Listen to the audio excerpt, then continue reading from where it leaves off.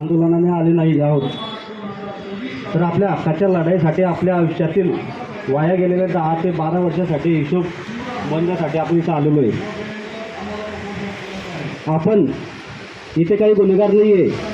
आपण आहोत ज्यांनी मेहनतीने अभ्यास करून रेल्वेची परीक्षा दिली आणि जिद्दीने पासही केले आणि डॉक्टर, चिकित्सा परीक्षा, मेडिकल परीक्षा स्वतःला फिट सिद्ध केलेलं आहे.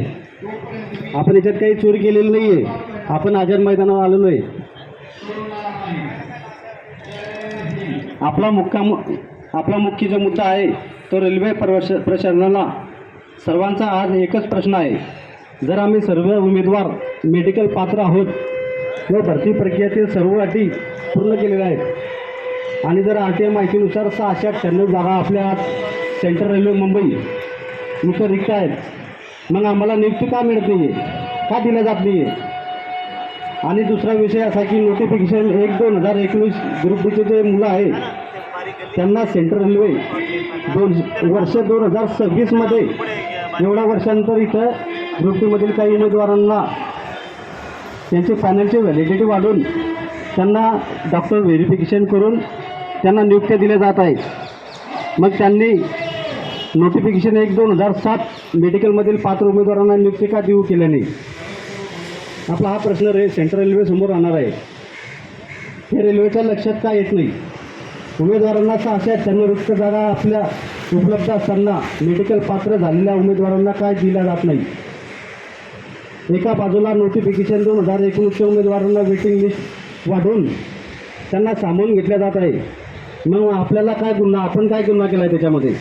आपण काय चोऱ्या केलेल्या आहे का? आपलं मेडिकल झालेलं आहे रेल्वेमध्ये, याच्यानंतर कुठली प्रोसेस नसते याच्यामध्ये. आपल्याला न्याय देताना सेंट्रल रेल्वे प्रशासन असं दुजा भाव का करत आहे? जे बाहेर राज्यामध्ये जे मुलं आहे त्यांचे मेडिकल झालेले आहे त्यांना नियुक्त्या देत आहे, मग आपल्याला का नियुक्त्या देत नाही रेल्वे? गेली अनेक वर्ष आम्ही रेल्वे बोर्डाकडे सेंट्रल रेल्वे मुंबई भरती विभाग, सेंट्रल रेल्वे बोर्डाकडे आपण काही लेटर दिलेले आहे, काही सेंट्रल रेल्वेकडे दिलेले आहे आणि वाडीबंदर जे स्टँडर्ड रोड इथं त्यांना पण काही पत्रव्यवहार केलेला आहे. तिथे काही हुशार अधिकारी बसलेले त्यांना पण आपण दिलेले आहे वारंवार, पण ते येण्याचा रूप घेत आहे. शांततेच्या मार्गाने पत्रव्यवहार केला आहे आपण सर्व ठिकाणी आणि त्यांना विनंतीही केलं आहे, त्यांच्या पाया पडलो आहे, सर्व केले. पण आता सहन होण्याच्या पलीकडे गेलेलं आहे आणि आपली सहनशक्ती संपलेली आहे. त्यामुळे आपण रेल्वे प्रशासनाला एक जनगणित इशारा देत आहोत.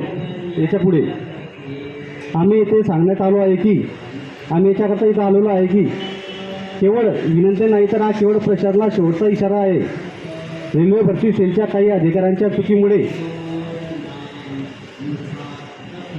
आपली हक्काची नोकरी जी 10 वर्ष वाया गेलेली आहे, याच्यात आपले 10 ते 15 वर्ष वाया गेलेले आहे. आपण सगळे पत्रव्यवहार केलेले आजपर्यंत आणि RTIमध्ये पण आपण 2 ते 3 हजार RTI आजपर्यंत टाकलेले. सगळे उत्तर येऊन सुद्धा त्यांनी आपल्याला आजपर्यंत न्याय दिलेला नाही आहे आणि न्याय व्यवस्था पण बाहेर विकले गेलेली आहे सगळ्या ठिकाणी. आपल्याकडे डॉक्युमेंटली प्रूफ आहे. कुठलाही अधिकारी जर आपल्या समोर आला तर आपण त्यांना उत्तर देऊ शकतो.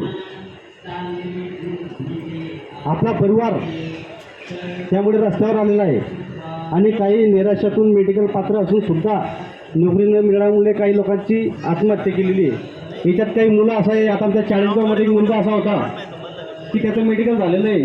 त्यांनी भरपूर प्रयत्न केले, लेटर पाठवले, आपल्यासोबत आंदोलन आले, पण अखेर त्याला एक व्यसन लागून गेलं या टेन्शनमध्ये आणि त्याने आत्महत्या गाड पास घेऊन त्याने आत्महत्या करून टाकलेली आहे.